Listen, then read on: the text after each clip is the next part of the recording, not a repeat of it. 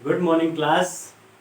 Study portal में आप सभी का स्वागत है। स्टडी पोर्टल में मैं हूं आपका दोस्त गौरव और हम यहां पर सीटेट 2020 की जो तैयारी है उसको कर रहे हैं, जिसके अंतर्गत हम सीडीपी या बाल विकास और शिक्षण शास्त्र के लेक्चर्स को पढ़ रहे हैं। ठीक है, तो शुरू करने से पहले दोस्तों मैं आपको बता देता हूं कि स्टडी पोर्टल में आपको सीटेट, यूटेट और आपके केवीएस, एनबीएस और एसएससी बैंकिंग जैसे सभी एग्जाम्स की तैयारी के लिए वीडियो लेक्चर्स उपलब्ध हैं। साथ के साथ अगर आपको प्रिंटेड नोट्स चाहिए तो उसके लिए आप इस व्हाट्सएप नंबर पर कांटेक्ट कर सकते हैं। ओके, तो शुरू करते हैं। हम जो हमारा जो टॉपिक है वो हम शुरू करने वाले हैं। जो सीडीपी के अंतर्गत जो पिछला टॉपिक है उसमें एक चीज और रह गई थी, उसको पहले करेंगे फिर हम आगे की बात करेंगे। ठीक है, तो जो लास्ट क्लास हुई थी दोस्तों उसमें मैंने आपको जीन प्याजे जो है उनका जो संज्ञानात्मक विकास का सिद्धांत है उसके बारे में बता दिया था। साथ के साथ मैंने उसके बाद उसमें कोलबर्ग का जो नैतिक विकास का सिद्धांत है, Kohlberg theory of moral development, वो भी चीज़ बता दी थी। वेरी वेरी इंपॉर्टेंट है दोनों ही। और अगर आपने वो चीज़ नहीं देखी है तो आप जाके प्लेलिस्ट में जाइए और उस वीडियो को देख लीजिए। उससे आपको उसके बारे में पूरी जानकारी पता चल जाएगी। ठीक है, तो आज जो हम हैं उसी में एक तीसरी जो थ्योरी जो रह गई थी उसी चैप्टर के अंदर, वो थी जो वाइगोत्स्की की सामाजिक सिद्धांत। ठीक है ना, तो हम उसी को पढ़ेंगे आज। शुरुआत उसी से करेंगे, वो है लेव वाइगोत्स्की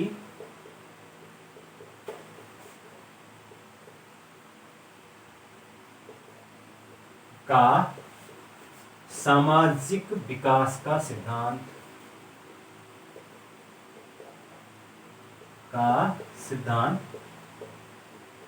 ठीक है, सोशल डेवलपमेंट, सोशल, और इसको सोशल कल्चरल भी बोल सकते हैं। ठीक है, तो जो लेव वाइगोत्स्की थे ये कहाँ के थे? सोवियत रूस के वैज्ञानिक थे। सोवियत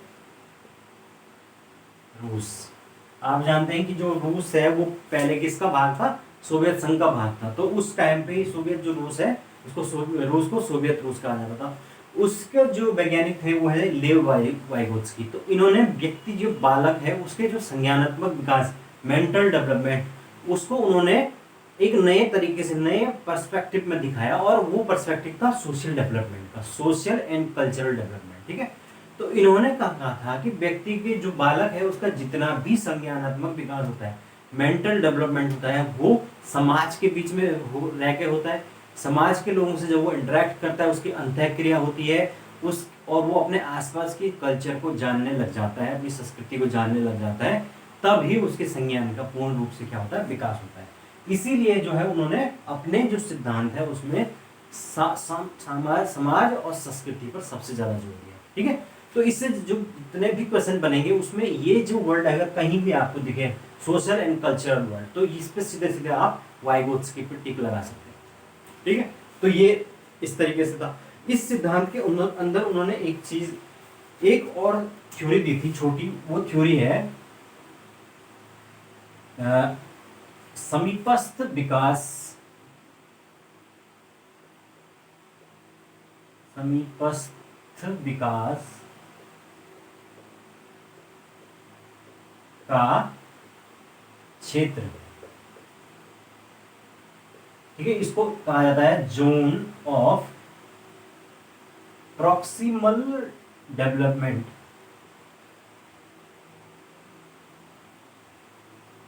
ये इसी थ्योरी का पार्ट है, वाइगोत्स्की की थ्योरी का।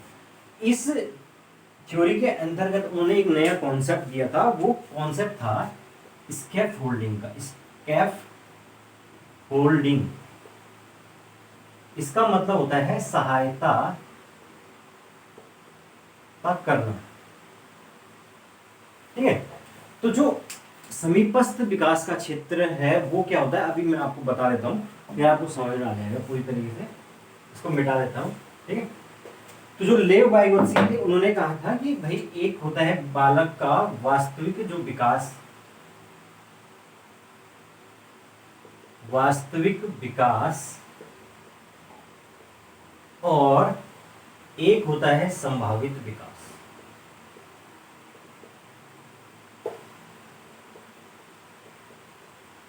ठीक है, यानी कि जो बच्चा है वो स्वयं से कितना डेवलप हो सकता है वो उसका वास्तविक विकास है। लेकिन जब उसको कहीं से बाहर से स्कैप होल्डिंग मिलती है, सहायता मिलती है, किसकी सहायता से, जैसे कोई बच्चा अगर कोई कार्य कर रहा है, उसे किसी कोच की सहायता, किसी हेल्पर की, किसी एक्सपर्ट की, कोई टीचर की, इस प्रकार से कोई भी बाहरी सहायता मिलती है, तो उसके बाद जो उसका डेवलपमेंट है वो ज़्यादा हो जाता है, उसकी जो डेवलपमेंट की विकास की संभावनाएं है वो बढ़ जाती है। तो ये जो वास्तविक विकास है ये तो इतना है, लेकिन उस संभावित विकास कितना है, तो इनके बीच में डेवलपमेंट कहीं होगा, मतलब बच्चा स्कैप होल्डिंग के बाद भी पूरी तरीके से उतना डेवलप तो नहीं हो पाएगा जितना एक्सपेक्टेड है, लेकिन यहां कहीं क्या होगा, उसके संभावित विकास का क्षेत्र होगा, संभावित विकास का क्षेत्र। ठीक है, यानी कि ये एरिया जो है वो है ZPD। कौन सा, जो वास्तविक विकास, एक्चुअल डेवलपमेंट और संभावित विकास, इनके बीच में जो एरिया होगा वही होगा ZPD, zone of proximal development. ठीक है, अब इसी से डायरेक्ट क्वेश्चन बन जाता है कि जो जोन ZPD है वो क्या, ZPD थ्योरी किसने दी थी, वाइगोत्स्की ने दी थी। कहां पर होता है, वास्तविक और संभावित विकास के बीच के क्षेत्र पर। ठीक है, तो ये आपको याद रखना है कि वो किसकी मदद से संभावित विकास को प्राप्त करता है, स्कैप होल्डिंग। स्कैप होल्डिंग का मतलब है सहायता, बाहरी सहायता, वो किसी कोच की हो सकती है, किसी टीचर की हो सकती है, कोई भी एक्सपर्ट उस क्षेत्र में उसकी हो सकती है। ठीक है, तो ये आप समझ चुके होंगे कि ये स्कैप होल्डिंग क्या चीज है। ये पिछले साल क्वेश्चन 2 बार आ चुका है कि स्कैप होल्डिंग का मतलब क्या है, बच्चे कंफ्यूज हो जाते हैं। तो स्कैप होल्डिंग सहायता देना, हिंदी में इस अजीब सा वर्ड आया था इसका, पार करके कुछ आया, तो आप देख लेना, लेकिन आपको इंग्लिश में याद रखना है कि स्कैप होल्डिंग। ठीक है, हिंदी में कुछ भी है। ठीक है, तो ये है आपका वाइगोत्स्की का सामाजिक विकास का सिद्धांत, सामाजिक सांस्कृतिक विकास का सिद्धांत। तो इस प्रकार से जो तीनों सिद्धांत है वो विकास के सिद्धांत के अंदर वेरी वेरी इंपॉर्टेंट है। जीन पियाजे का आपका संज्ञानात्मक विकास का सिद्धांत, पॉल बर्क का नैतिक विकास का सिद्धांत, और वाइगोत्स्की का सामाजिक सांस्कृतिक विकास का सिद्धांत। ठीक है, तो ये हो गया। आज हम जो नया चैप्टर डिस्कस करने वाले हैं वो है बुद्धि या इंटेलिजेंस। ठीक है, बुद्धि या इंटेलिजेंस। तो बुद्धि या इंटेलिजेंस शब्द जो है वो सामान्यतः हम किसके लिए प्रयोग करते हैं, वो हम किसी व्यक्ति की जो है वो याद करने की क्षमता, उसको चीजों को समझने की क्षमता, समस्या समाधान की क्षमता, इन सब चीजों के लिए हम प्रयोग करते हैं, है ना, सामान्य अर्थों में। तो बुद्धि का मतलब ही वही है कि बुद्धि का मतलब है कि ये ऐसी मानसिक क्षमता है, यहां पे लिख देता हूं, ऐसी मानसिक क्षमता है जिसके द्वारा बालक अपने दैनिक जीवन में आने वाली समस्याओं का समाधान करता है।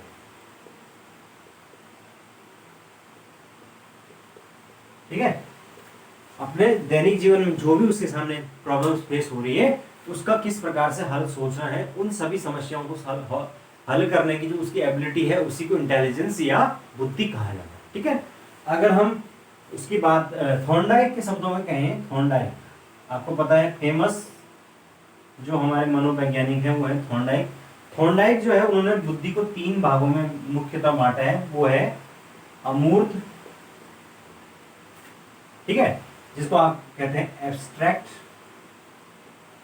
दूसरा मूर्त जिसको आप कहते हैं कंक्रीट, और तीसरा है सामाजिक या सोशल।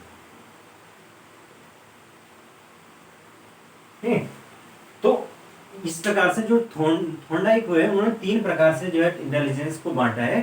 सबसे पहले उन्होंने कहा कि अब वो अमूर्त बुद्धि या एब्स्ट्रैक्ट इंटेलिजेंस। एब्स्ट्रैक्ट जो इंटेलिजेंस है इसका मतलब ये होता है कि व्यक्ति जो है वो उसके अंदर अमूर्त जो चीजें हैं उनके विचार उसके बारे में विचार विमर्श करने, सोचने समझने की शक्ति जो है वो इसके कारण होती है, इस इंटेलिजेंस के कारण। और जिसमें ये इंटेलिजेंस होते हैं वो क्या बनते हैं, वो लेखक बन जाते हैं, वो कवि बन जाते हैं, है ना, वो वकील बन जाते हैं, ठीक है, क्योंकि उनके अंदर इन चीज़ों के विचार करने की क्षमता ज़्यादा होती है। आर्किटेक्ट बन जाते हैं।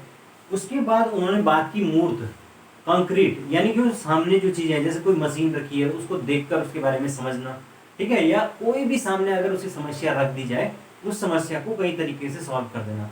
तो ये जो इंटेलिजेंस है ये मूर्त मूर्त जो है, या इसको कंक्रीट, आपको कंक्रीट इंटेलिजेंस कहा जाता है। तीसरी जो बुद्धि होती है वो है सामाजिक बुद्धि या सोशल इंटेलिजेंस। सोशल इंटेलिजेंस का मतलब होता है कि ये वह जिसके अंतर्गत व्यक्ति क्या सीखता है, समाज के बीच में जो है लोगों से इंटरेक्ट करना, उनसे बातचीत करना, और उनके अब समाज के बीच में अपनी प्रतिष्ठा को बढ़ाता है, किसके द्वारा, सोशल इंटेलिजेंस के द्वारा। और जब इस प्रकार की इंटेलिजेंस बढ़ती है तो व्यक्ति क्या बन जाता है, एक सामाजिक प्राणी, पूरी तरीके से सामाजिक कार्यकर्ता बनता है या नेता बनता है, ठीक है, अच्छा संवाद करने का उसका जो है तरीका उसके अंदर डेवलप हो जाता है, ठीक है।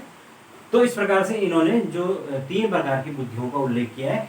और बुद्धि का जो सामान्य अर्थ होता है वो क्या होता है, सोचने समझने की क्षमता, विचार करने की क्षमता, याद रखने की क्षमता, तर्क करने की क्षमता, और आप समस्या समाधान की क्षमता। तो ये सारी जो क्षमताएं होती हैं ये क्या होती हैं, सब मिलकर इंटेलिजेंस को बनाती हैं, बुद्धि को बनाती हैं। यानी बुद्धि का कोई एक स्पेशल क्राइटेरिया नहीं है कि हाँ ये बुद्धि है, ठीक है।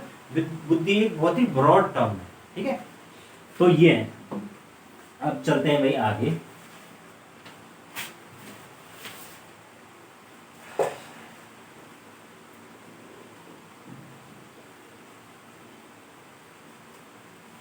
आगे जो हम बात करने वाले हैं वो है बुद्धि के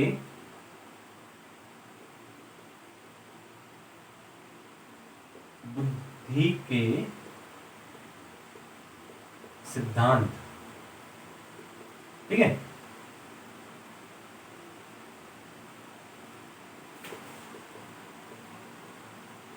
थ्योरी ऑफ इंटेलिजेंस, ठीक है। इसमें सबसे पहले हम बात करेंगे एक कारक सिद्धांत, वन फैक्टर थ्योरी, ठीक है। जो एक कारक सिद्धांत है वो प्रतिपादित किया था किसके द्वारा, जॉनसन विने।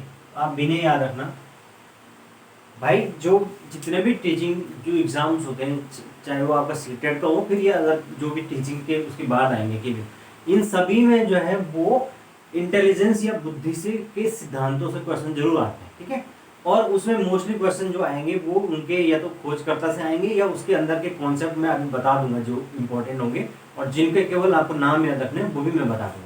तो ये जो वन कारक सिद्धांत है, एक वन फैक्टर थ्योरी है, ये किसने दी, जॉनसन विने के द्वारा दी गई थी। इसमें ये क्वेश्चन बार बार पूछा जाता है कि वन फैक्टर थ्योरी किसने दी थी। ये थ्योरी क्या कहती है, ये थ्योरी यानी विने के अंतर्गत जो बुद्धि होती है वो सिर्फ एक कारक है, एक फैक्टर है। यानी कि जो बुद्धि है उसके अंदर एक सिंगल फैक्टर होता है, और वो सिंगल फैक्टर ही क्या करता है, सारी जो समस्याएं हैं उसके समाधान के समय क्या करता है, कार्य करता है, और उससे व्यक्ति उन समस्याओं को हल निकालता है। उसी को उन्होंने बुद्धि या इंटेलिजेंस कहा। तो सिंपल है ना। एक कारक या एक फैक्टर की उन्होंने बात की कि उन्होंने मतलब बुद्धि को अविभाज्य माना कि ये क्या है, अब इसका एक ही भाग होता है, वो वन फैक्टर, एक ही फैक्टर इसके अंदर कार्य करता है, ठीक है। तो वो है विने की थ्योरी के अंदर। आगे चलते हैं। नेक्स्ट जो थ्योरी है वो है द्विकारक या टू फैक्टर। जो टू फैक्टर थ्योरी है वो बहुत ही इंपॉर्टेंट, बहुत ज्यादा इंपॉर्टेंट है। जो टू फैक्टर थ्योरी है वो दी गई है इसके द्वारा, यहां पे लिख देता हूं, स्पीयरमैन। इसके बारे में बहुत बार पूछा गया, ठीक है, कि टू फैक्टर जो थ्योरी है वो किसने दी है, स्पीयरमैन।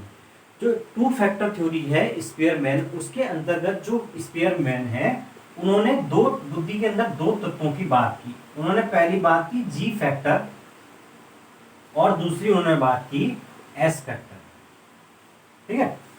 तो उन्होंने कहा कि ये जो जी फैक्टर है ये क्या है, जनरल फैक्टर है, और ये जो है ये सभी मनुष्यों में पाया जाता है, और सामान्य रूप से समस्याओं को हल करने के लिए जी फैक्टर या जनरल जो फैक्टर है ये कार्य करता है, और ये सभी में पाया जाता है बुद्धि के अंदर। जबकि जो एस फैक्टर है, स्पेसिफिक फैक्टर, ठीक है, तो एस फैक्टर या स्पेसिफिक फैक्टर ये जो है ये प्रत्येक इंसान में अलग अलग होता है, और एक में एक इंसान से ज्यादा हो सकता है। यानी किसी के अंदर ये S1, S2, S3, तो ये अलग अलग हो सकते हैं, और ये क्या होते हैं, विशिष्ट कार्यों को करने के लिए यूज होते हैं। विशिष्ट कार्यों को करने के लिए इस विशिष्ट जो कारक हैं वो प्रयोग में लाए जाते हैं। जैसे कि संगीत बजाने के लिए उसके अंदर संगीत वाला फैक्टर होना जरूरी है। अगर वो कैलकुलेटिव जो फैक्टर है उसके अंदर बहुत ज़्यादा है तो वो वहाँ पर उस फैक्टर का यूज करके उसकी कैलकुलेशन बहुत फास्ट होगी, है ना। यानी कि एस जो फैक्टर है, स्पेसिफिक फैक्टर, वो क्या करेगा, स्पेशल कामों के लिए प्रयोग में लाया जाएगा, और वो प्रत्येक व्यक्ति के अंदर एक से ज़्यादा हो सकते हैं। लेकिन जो जनरल फैक्टर है, आम फैक्टर उसको बोल सकते हैं आप, सामान्य फैक्टर, साधारण फैक्टर बोल सकते हैं, वो केवल एक ही होता है, प्रत्येक इंसान के अंदर सामान्य फैक्टर मौजूद होता है। अब जो स्पीयरमैन है उन्होंने सबसे ज्यादा जो फैक्ट जोड़ दिया वो इस जी फैक्टर पे ही दिया। उन्होंने कहा कि जो सामान्य फैक्टर है या जनरल फैक्टर है वो ही क्या करता है, वो जीवन की सभी समस्याओं को जो हल निकालने के लिए सामान्य रूप से प्रयोग होता है, और धीरे धीरे जब व्यक्ति इस जी के अंदर ये जी फैक्टर या सामान्य जो कारक है वो बढ़ता जाता है तो व्यक्ति क्या बनता है, इंटेलिजेंट या बुद्धिमान बनता चला जाता है। क्योंकि अब वो जनरल फैक्टर अपने सामान्य जीवन में आने वाली जो समस्या है उनको सामान्य फैक्टर से ही हल कर लेता है, सामान्य तरीके से। क्योंकि ये स्पेसिफिक फैक्टर को उन्होंने कहा कि ये क्या होता है, व्यक्ति क्या करता है, डिपेंड करता है, ठीक है। तो इस प्रकार से इन्होंने जी फैक्टर व एस फैक्टर नाम के दो फैक्टरों की बात की थी। इस एग्जाम में डायरेक्ट पूछ लेगा कि जी एस फैक्टर की थ्योरी इस तरीके से भी आ सकता है, याद रखना। जी एस फैक्टर थ्योरी क्या होती है, तो वो कौन सी थ्योरी है, द्विकारक सिद्धांत स्पीयरमैन। उसमें जी जनरल फैक्टर है और एस स्पेसिफिक फैक्टर है। तो ये दोनों चीजें आपने याद रखनी, ठीक है। तो चलिए आगे चलते हैं। आगे है हमारा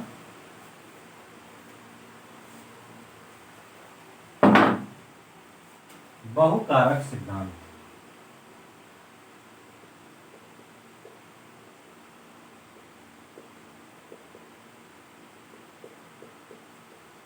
या मल्टी फैक्टर थ्योरी।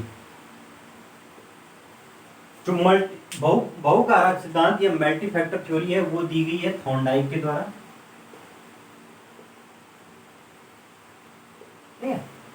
जो मल्टी फैक्टर थ्योरी या बहुकारक सिद्धांत है वो थॉर्नडाइक के द्वारा दिया गया, जिसमें उन्होंने बुद्धि के 3 प्रकार बताए, जो मैं आपको शुरू में ही बता चुका हूं कि 3 प्रकार की जो बुद्धि है उनका उल्लेख किया थॉर्नडाइक ने अपने बहुकारक सिद्धांत के अंतर्गत। कौन से 3 कारक थे, सामान्य कारक, सोशल इंटेलिजेंस, सामाजिक बुद्धि, अमूर्त बुद्धि या एब्स्ट्रैक्ट इंटेलिजेंस, एंड मूर्त बुद्धि या कंक्रीट इंटेलिजेंस। ये तीनों चीजें मैं आपको बता चुका हूँ। वो ही तीनों चीजें जो है वो थॉर्नडाइक ने बताई थी अपने इस सिद्धांत के अंतर्गत। साथ ही साथ जो है थॉर्नडाइक ने अपने बहुकारक सिद्धांत में सामान्य जो तत्व है या सामान्य कारक को नकार दिया था, ठीक है। थॉर्नडाइक ने अपने सिद्धांत में बोला कि जो सामान्य कारक जैसी कोई भी चीज जो है वो नहीं होती है, वो एग्जिस्ट ही नहीं करती है, बल्कि जो बुद्धि है वो क्या है, बहुत सारे तत्वों का एक समूह है, बहुत सारे तत्वों का एक समूह है, या एक बहुत सारे जो तत्व हैं उनसे मिलकर बुद्धि या इंटेलिजेंस का निर्माण होता है, और सारे के सारे जो इस एस फैक्टर है, स्पेसिफिक फैक्टर, प्रत्येक काम के लिए जो है वो एक फैक्टर काम करता है। इस प्रकार से इन्होंने कहा, ठीक है। तो इस प्रकार से जो थॉर्नडाइक है वो उन्होंने क्या अंतर दिया कि उन्होंने जो सामान्य कारक है उसको नकार दिया, क्योंकि उनका सामान्य कारक जैसे कोई चीज ही नहीं होती है, सारे के सारे जो कारक होते हैं वो एक दूसरे से अलग होकर काम करते हैं और वो स्पेसिफिक फैक्टर होते हैं और वो प्रत्येक व्यक्ति के अंदर अलग अलग तरीके से पाए जाते हैं। ठीक है, तो ये है आपका बहुकारक सिद्धांत जो किसने दिया, थॉर्नडाइक ने दिया। ठीक है, तो एक कारक दिया बिनेन ने, द्विकारक जो है दिया स्पीयरमैन और तीन का जो बहुकारक सिद्धांत है वो दिया आपके थॉर्नडाइक ने। तो ये चीज आपने याद रखनी है। ठीक है, चलिए आगे चलते हैं।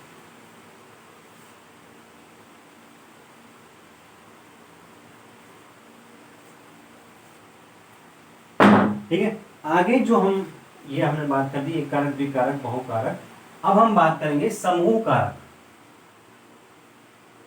समूह कारक, कंफ्यूज मत होना इसमें। ठीक है, ये है ग्रुप फैक्टर थ्योरी।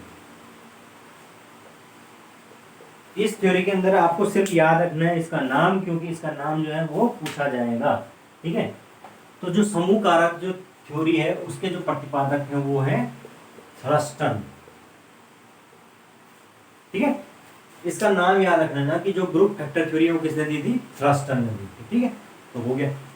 अब आगे हम नई एक अच्छी थ्योरी डिस्कस करेंगे जो कि काफी पूछी जाती है या इसको समझने में दिक्कत होती है। वो थ्योरी है,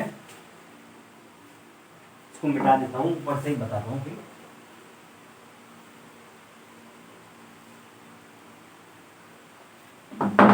वो है गिलफोर्ड का त्रिविमीय सिद्धांत। त्रिविमीय सिद्धांत। ठीक है, इसी को हम कहते हैं पदानुक्रम सिद्धांत।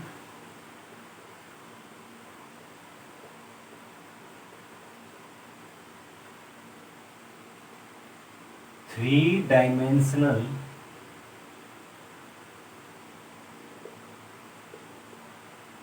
Theory of Guilford. ठीक है, तो ये जो थ्योरी है ये 3D थ्योरी के नाम से आएगी कि 3D थ्योरी क्या होती है या 3D थ्योरी किसने दी। ठीक है, डायरेक्ट ऐसा नहीं आएगा गिलफोर्ड का सिद्धांत, ऐसा आएगा 3 डायमेंशनल थ्योरी या त्रिविमीय सिद्धांत किसने दी। तो आपको याद रखना है कि जो त्रिविमीय सिद्धांत है वो दिया है किसने, जेपी गिलफोर्ड। इनका पूरा नाम है जेपी गिलफोर्ड। ठीक है, तो जैसे कि नाम से ही पता चल रहा है कि इसके जो इन्होंने जेपी गिलफोर्ड और उनके कुछ और साथी हैं, उन्होंने इंटेलिजेंस के ऊपर बहुत ज्यादा काम किया। ठीक है, और इंटेलिजेंस के ऊपर उन्होंने काम करने के बाद जो है इंटेलिजेंस के 3 आयाम 3 डायमेंशंस को दिया। नाम से ही पता चल रहा है ना, त्रिविमीय यानी 3 डायमेंशंस को दिया था। तो उन्होंने कौन सी 3 डायमेंशंस को दी थी, आप एक त्रिभुज के माध्यम से ऐसे समझ सकते हैं।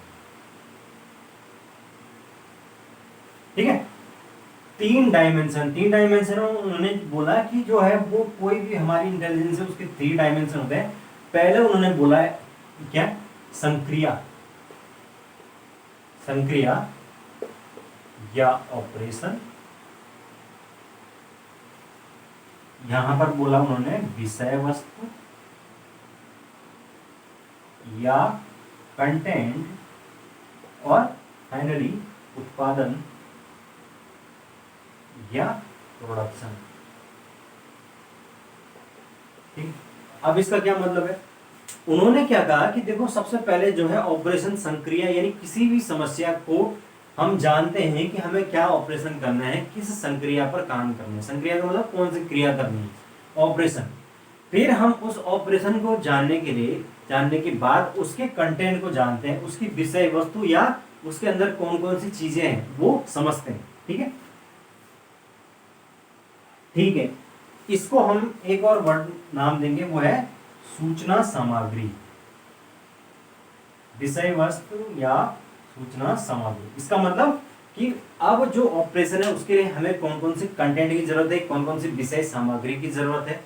फॉर एग्जाम्पल अगर हमें ऑपरेशन करना है यानी कोई भी एग्जाम करवाना है तो उसके लिए हमें कौन कौन से कंटेंट की जरूरत है। और जब हम उन दोनों को मिला देते हैं, यानी कि ऑपरेशन और उसके कंटेंट के बीच में संक्रिया होगी या अंतःक्रिया होगी, उसके फलस्वरूप क्या होगा, उत्पादन या प्रोडक्शन होगा।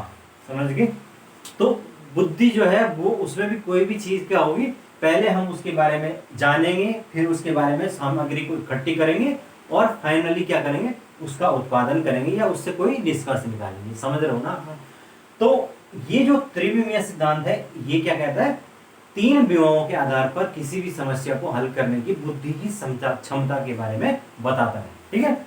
और उसी के आधार पर इन्होंने जो है वो बुद्धि के जो तीन तत्व बताए हैं। अब ये तीन तत्व कौन कौन से होते हैं ये जान लीजिए।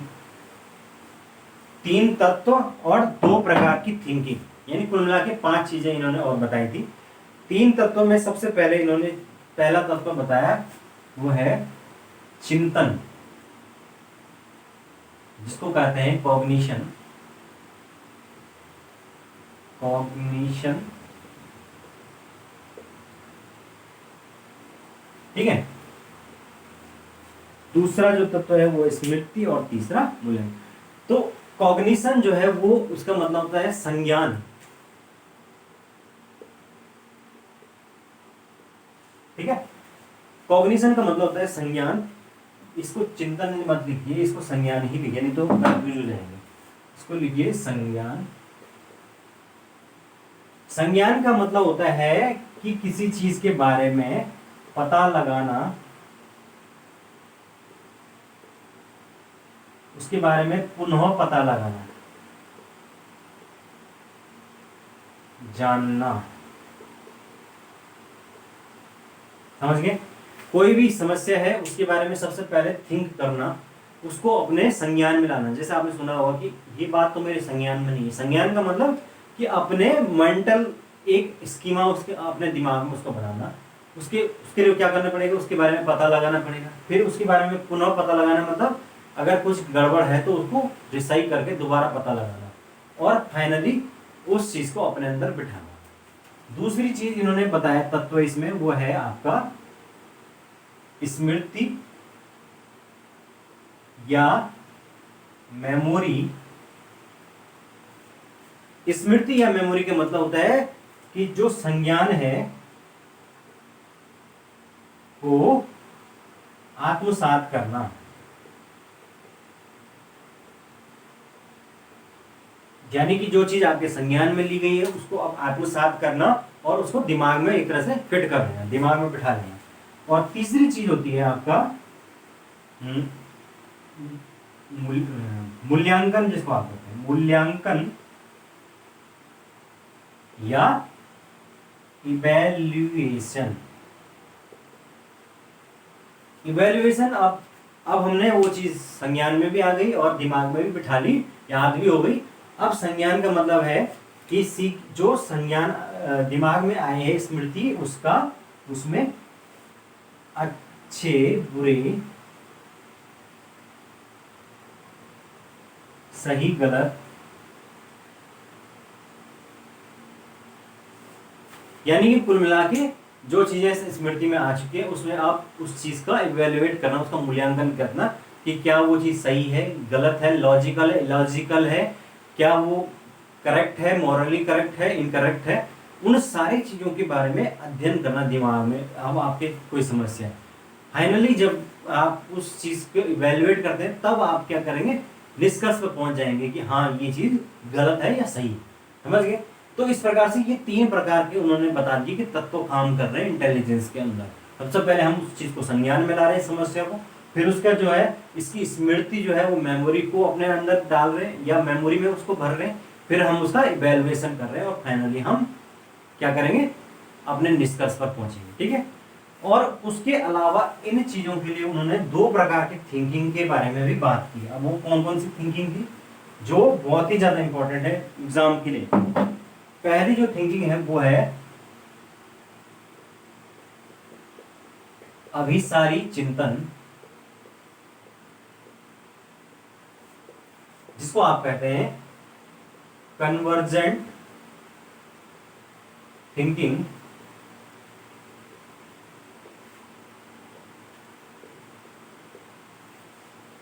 अभिसारी का मतलब होता है अंदर की ओर। तो अभिसारी से ही पता चल रहा है कि ये इस प्रकार की थिंकिंग है जो जो फाइनली जो रिजल्ट देती है वो कैसे होते हैं, पारंपरिक और जो व्यवस्थाएं ऑलरेडी बनी है उन्हीं पर आधारित होते हैं। इसमें मैं लिख देता हूं। ठीक है, समस्या का समाधान परंपरा व नियमों के अनुसार होता है। परंपरा व प्रचलन के अनुसार।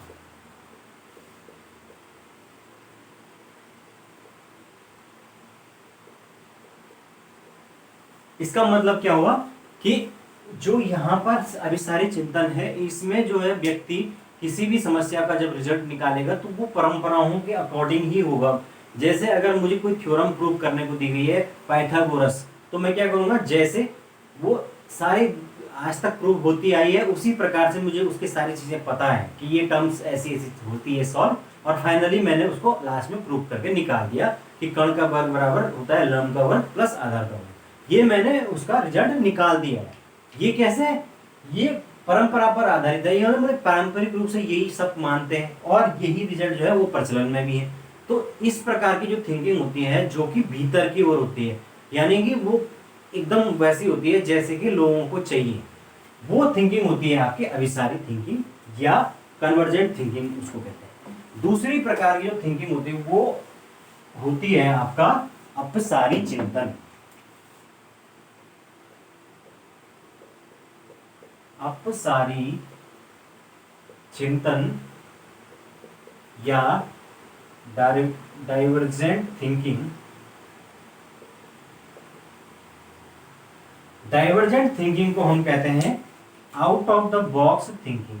Out of the box thinking.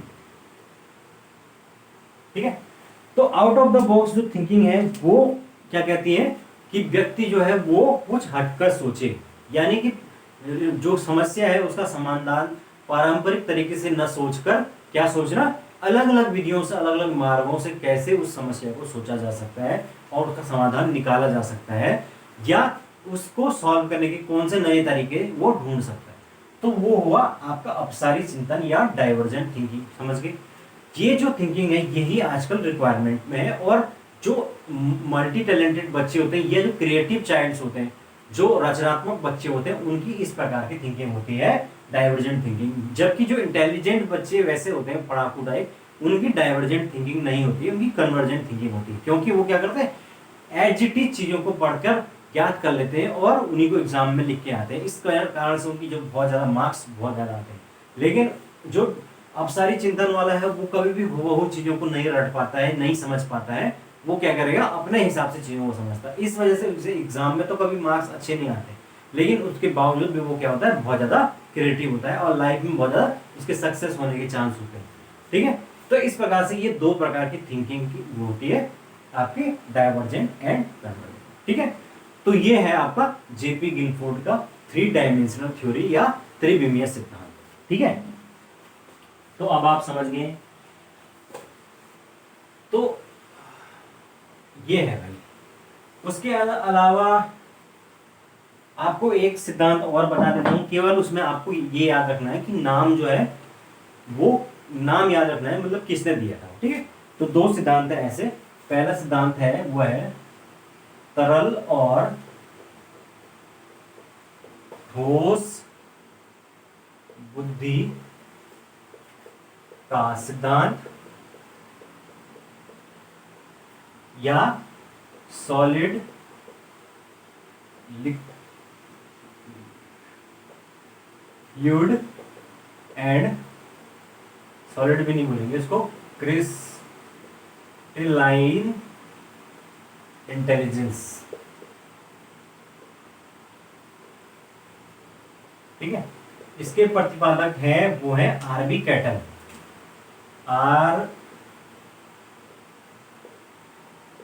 B कैटिल। ठीक है, तो आप याद रख सकते हैं आरबी कैटिल। कैटिल से याद रखा, आप क्रिस्टलाइन से याद रख सकते हैं आप, क्रिस्टलाइन कैटल। तो आरबी जो कैटल है वो तरल और ठोस बुद्धि सिद्धांत के प्रतिपादक है। उसके अलावा एक और सिद्धांत है, वो है प्रतिदर्श का सिद्धांत।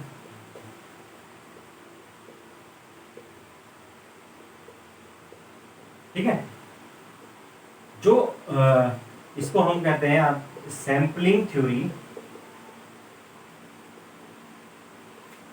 इसके जो प्रतिपादक हैं वो है आपके थॉमसन। ठीक है, तो ये आप समझ गए। तो ये जो मैंने आपको बताया, इससे पहले एक और बताया था, वो जो उसके प्रतिपादक थर्स्टन थे। ठीक है ना, वो कौन सा सिद्धांत था? समूह कारक, ग्रुप फैक्टर।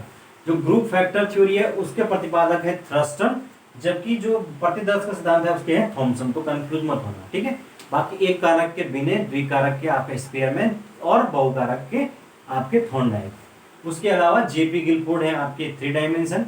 और अब एक और थ्योरी आएगी जो कि बहुत ही इंपॉर्टेंट है, वो है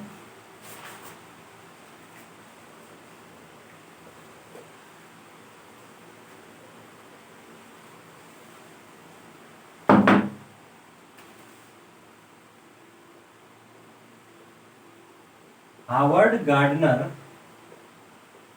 का बहु बुद्धि सिद्धांत। ठीक है, हार्वर्ड गार्डनर मल्टी इंटेलिजेंस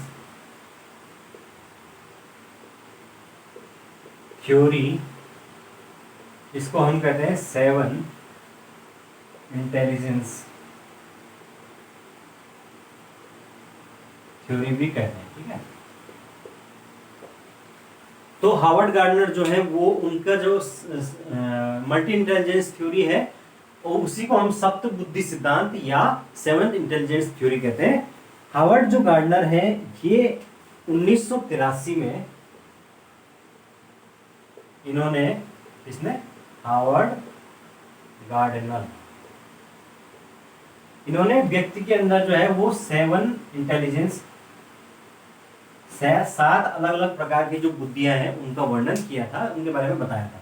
और बताया था कि ये जो 7 बुद्धियां हैं ये व्यक्ति के अंदर अलग अलग रूप से या स्वतंत्र रूप से काम करती हैं, एक दूसरे से प्रभावित किए बिना, और व्यक्ति के विकास में बहुत ज्यादा इंपॉर्टेंट भूमिका निभाते हैं ये 7 इंटेलिजेंस। इसीलिए इसको 7 बुद्धि सिद्धांत कहा जाता है। लेकिन बाद में इसमें उन्होंने एक और बुद्धि को ऐड कर दिया था, वो मैं आपको बताता हूँ। ठीक है, तो सबसे पहले हम शुरू करते हैं कि वो 7 बुद्धि जो उन्होंने बताई थी वो कौन कौन सी बुद्धि थी। सबसे पहले उन्होंने जो बताई वो है शाब्दिक या भाषाई बुद्धि। ठीक है, इसको हम क्या कह सकते हैं? वर्बल या लिंग्विस्टिक, वर्बल या लिंग्विस्टिक इंटेलिजेंस। तो ये जो थ्योरी थी, ये इंटेलिजेंस क्या करती है? व्यक्ति के अंदर भाषा विकास को, भाषा के विकास को बढ़ाती है, उसके अंदर शब्द भंडार है उसको बढ़ाती है, और उसके बोलने की क्षमता या उसको लिखने की क्षमता बढ़ जाती है, जिस वजह से वो क्या बन जाता है? या तो वो लेखक बनेगा, लेखक बन जा, मतलब अगर उसके अंदर ये बुद्धि बहुत इंटेलिजेंट, बहुत अच्छी तरीके से डेवलप होती है, तो वो क्या बन सकता है? लेखक बन सकता है, कवि बन सकता है, ठीक है, वकील बन सकता है, पत्रकार बन सकता है। ठीक है, तो ये इनके बढ़ने के जो कारण जो है व्यक्ति के अंदर डेवलपमेंट हो सकते हैं। अब आगे बात करते हैं। नेक्स्ट जो उन्होंने इंटेलिजेंस की बात की थी वो है आपका तार्किक बुद्धि। तार्किक बुद्धि या लॉजिकल। ठीक है, तो तार्किक बुद्धि जिसके अंदर होती है वो गणितीय संक्रियाओं को करने में क्या होते हैं? तेज होते हैं। और इस कारण से ये जो व्यक्ति हैं, ये अगर उनके अंदर ये बहुत ज्यादा डेवलप होती है तो वो क्या बन जाते हैं? फिर तो वो बैंकर बनते हैं, अकाउंटेंट बनते हैं, अकाउंटेंट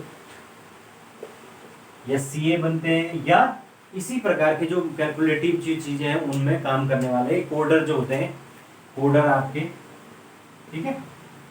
तो ये सारे जो है वो लॉजिकल इंटेलिजेंस के कारण होता है, तार्किक बुद्धि के कारण होता है। उसके बाद तीसरी प्रकार की जो बुद्धि होती है वो होती है आपके स्थानिक बुद्धि। स्थानिक बुद्धि जिसको हम कहते हैं स्पैशियल इंटेलिजेंस। स्पैशियल इंटेलिजेंस या स्थानिक बुद्धि क्या होती है? ये अंतरिक्ष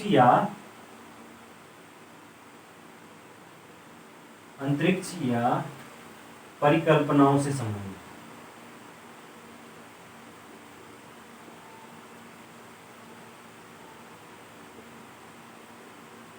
इस प्रकार की जो बुद्धि होगी, जो वो क्या करते हैं, व्यक्ति जो है स्पेस में या 3D में जो है चीजों को सोचने में ज्यादा उनका दिमाग चलता है, या इमेजिनेशन पावर बहुत अच्छी होती है, ठीक है।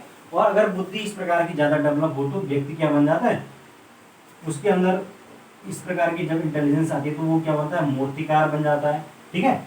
वो एक पेंटर बन जाता है, या आर्टिस्ट बोल सकते हैं, आर्टिस्ट,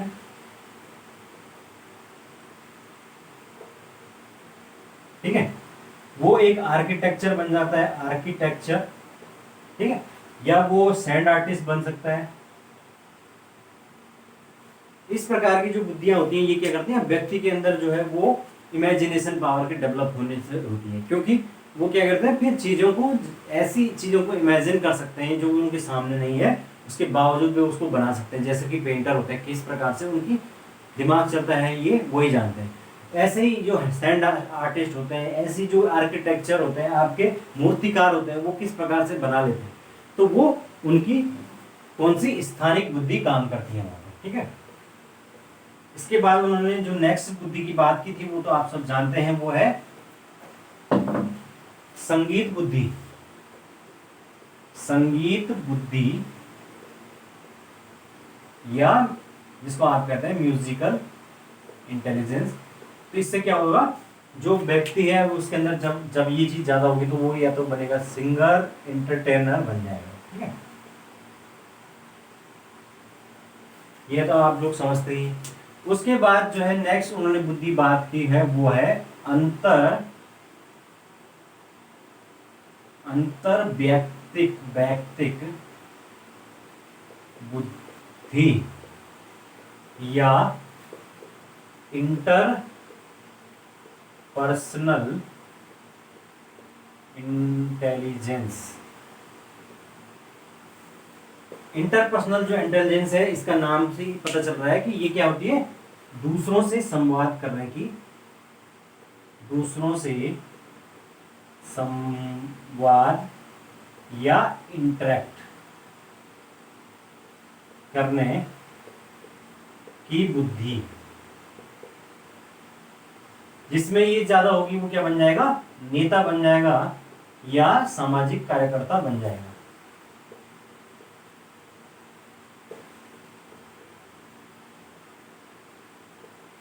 है ना। व्यक्ति जो है वो अपने इन्हीं गुणों के कारण कि वो कैसे दूसरों को कन्विंस करता है, ये भी तो एक क्वालिटी होती है कि कैसे सामने वाले जो है कुछ लोगों से बात करके इंप्रेस हो जाते हैं, उनकी बात करने के तरीके में ऐसी कौन सी सोशल स्किल होती है जिसके कारण वो लोगों को अपनी तरफ आकर्षित करते हैं। तो वो भी क्या होती है इंटरपर्सनल इंटेलिजेंस उसको कहा जाता है। और वो क्या करते हैं, व्यक्ति को आगे बढ़ाने में मदद करती है सोशल क्षेत्रों में, जैसे नेतागिरी हो गया, आपके कोई भी सोशल एलिमेंट्स जिसके अंदर आ जाते हैं, वो आपने देखा होगा वो एनजीओ चलाते हैं, फिर वो इसी तरीके के सामाजिक कार्यों में लगे रहते हैं, ठीक है। दूसरा इसमें इन्होंने बात की इसी से जुड़ा हुआ, बहुत इन दोनों में कंफ्यूज मत होना, वो है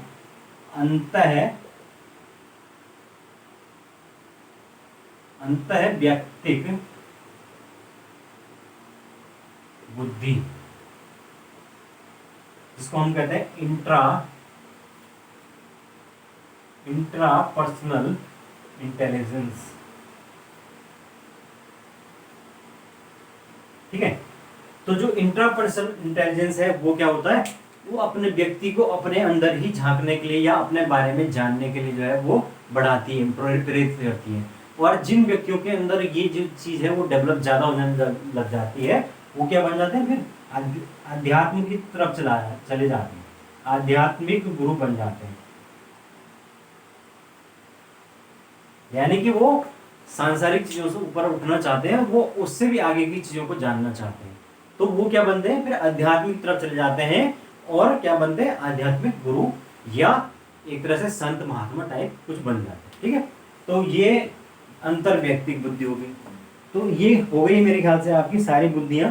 ठीक है, तो ये है आपका 7 बुद्धि सिद्धांत। ठीक है, अब इसके अलावा जो है वो बाद में इसमें एक और बुद्धि जोड़ी गई थी। तब एग्जाम में अगर कहीं 7 फैक्टर दे रखे होंगे तो 7 भी सही है, अगर 7 नहीं दे रखे होंगे, 8 दे रखे होंगे तो 8 भी सही है। ठीक है, तो 8वीं जो उन्होंने इसमें फैक्टर जोड़ा था वो है प्राकृतिक बुद्धि। प्राकृतिक बुद्धि या इसको कहते हैं आप नेचुरल नहीं, इसको कहेंगे हाँ नेचुरलिस्टिक।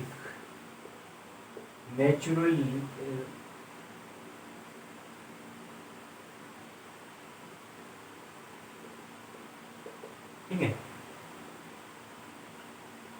नेचुरलिस्टिक इंटेलिजेंस, इसमें जो है व्यक्ति जो है प्रकृतिवादी बन जाता है। ठीक है, प्रकृतिवादी बनता है और प्रकृति के ज्यादा करीब रहना चाहता है। ठीक है, जैसे किसान हो गया। ठीक है, और जो कई लोग होते हैं जो प्रकृति के प्रति ही समर्पित हो जाते हैं। जैसे अगर मैं अपने यहाँ की बात करूं उत्तराखंड की, तो यहाँ पर जो है एक हमारे वे हैं जगत सिंह जंगली। जगत सिंह जंगली के नाम जाना जाता उनको। तो उन्होंने अपने पूरा जीवन जो है वो जंगल लगाने में खर्च कर दिया और एक पूरी बंजर जगह पर एक पूरा जंगल अपने आप से ही उगा दिया। तो ये क्या था, उस उनके अंदर वो भावनाएं इतनी हावी हो गई कि उन्होंने अपना पूरा जीवन जंगलों के लिए बिता दिया और जंगल बनाने में बिता दिया। तो ये होते हैं प्रकृतिवादी, नेचुरलिस्टिक, और वो उनके अंदर वो भी एक प्रकार की बुद्धि होती है। ये बुद्धि तो है ना, आप कहोगे इसमें क्या बुद्धि है, बुद्धि है ही। अगर किसी के अंदर बुद्धि ना होगी तो उसे वो कभी भी वो चीजें सोच भी नहीं सकता है, और हम क्यों नहीं सोच पाते हैं, तो वो एक तरह से इंटेलिजेंस है उसके अंदर।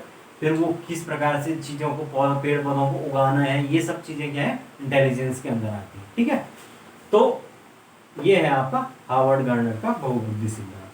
ठीक है, तो इस प्रकार से इन्होंने बुद्धियों का उल्लेख किया था। ठीक है, तो आशा है भाई आप सब लोगों को आज का जो ये सेशन है ये पसंद आया होगा। इसमें मैंने आपको इंटेलिजेंस की लगभग क्या सारी थ्योरियां लगभग बता दी हैं, और जो मैंने डिटेल में बताई है वो आपको डिटेल में याद रखना है। जिसमें मैंने बोला केवल नाम याद रखना है, वो आप नाम याद रखेंगे। ठीक है, एक बार रिवाइज करा लेता हूँ फटाफट। ठीक है, सबसे पहले हमने बात की लेव वाइगुत्स की। मैंने बताया था आपको कि लेव वाइगुत्स की जो थ्योरी है वो है सामाजिक सांस्कृतिक सिद्धांत। उसके बाद मैंने बात की इंटेलिजेंस की कि क्या होती है, समस्याओं को समाधान करने की क्षमता। उसके बाद मैंने बुद्धि के जो सिद्धांत है, एक कारक, विनय, द्विकारक, स्पेयरमैन और बहुकारक, उसके बाद थॉर्नडाइक के बाद मैंने बताया था आपको ये आपका जेपी गिलफोर्ड का सिद्धांत। फिर आपको ये multi factor theory multi intelligence theory जो है ये भी बता दी है। ठीक है, उसके बाद ये बहुकारक सिद्धांत, फिर समूह कारक सिद्धांत जो है वो थ्रस्टन का जो है वो बताया था। फिर गिलफोर्ड का सरल और ठोस बुद्धि जो सिद्धांत है, ये किसका बताया, सरल और ठोस बुद्धि सिद्धांत। हाँ, सरल और ठोस बुद्धि जो सिद्धांत है वो आरबी केटल ने दिया है, और उसके बाद प्रतिदर्श सिद्धांत है वो थॉमसन ने दिया। फिर हार्वर्ड जो गार्डनर है उन्होंने सप्तबुद्धि सिद्धांत दिया, और फाइनली उसमें एक और जोड़ा और अष्टबुद्धि हो गई। ठीक है, तो इस प्रकार से ये इंटेलिजेंस का आपका चैप्टर कंप्लीट होता है। वेरी वेरी इंपॉर्टेंट चैप्टर है, इसको आप बहुत अच्छे तरीके से पढ़ेंगे और इससे क्वेश्चन 2 से 3 क्वेश्चन या 4 क्वेश्चन तक भी बन जाते हैं। ठीक है, तो ठीक है दोस्तों, इस तरीके से आप लोग बने रहिए। हम आगे भी जो और आने वाली चीजें, जैसे कि आपके अभी बहुत सारे लॉज बचे हुए हैं, नियम बचे हैं, सिद्धांत बचे हुए हैं। ठीक है, तो हम आने वाले दिनों में उनको पढ़ेंगे। ठीक है, तो इसी तरह आप बने रहिए। Thank you class. Okay, have a good day. Thank you.